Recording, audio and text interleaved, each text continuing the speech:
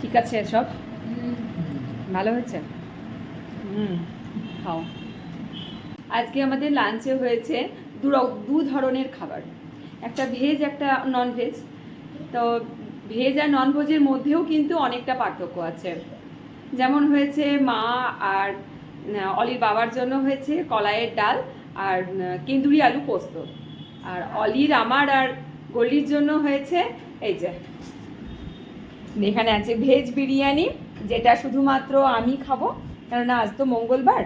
তাও আমি এটা তো খাবো না, আজ মঙ্গলবার বলে আমি তো কোনো ননভেজ খাবো না, তার জন্য শুধু একদম পুরো কমপ্লিটলি ভেজ বিরিয়ানি বানিয়েছি। আর অলি গলির জন্য ভেজ বিরিয়ানি, সাথে আছে মাছের ঝালদা, পাবদা মাছের ঝালদা। কম্বিনেশনটা খুব ভালো।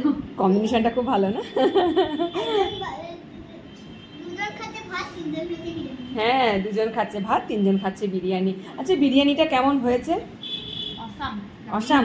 গোল্ডির ভালো লেগেছে? অনেক সুন্দর। তোমার পছন্দ? তা ভেজ বিরিয়ানির কিন্তু সবজিগুলো যেন সব খাওয়া হয়ে যায়। সবজি খাও না? সাজিয়ে রেখে। আর এই যে মায়ের আর অলির বাবার জন্য হয়েছে কেন্দুরি আলু পোস্ত, কলাইয়ের ডাল আর ভাত।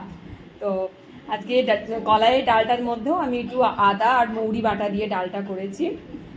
আজকে আমার আর একদমই পোস্ত ডাল ভাত খেতে ইচ্ছে করছিল না, তাই অলি গলির সাথে আমিও আজকে ভেজ বিরিয়ানিটাই খাবো। আমার জন্য নিয়ে নিয়েছি এখানে বিরিয়ানি, আর আমি যেহেতু ননভেজ কিছু খাচ্ছি না, তার জন্য আমি এখানে একটু রায়তা নিয়ে নিয়েছি।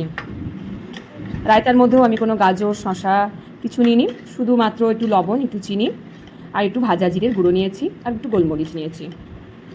চলো খাওয়া শুরু করি, দেখি কেমন হয়েছে খেতে।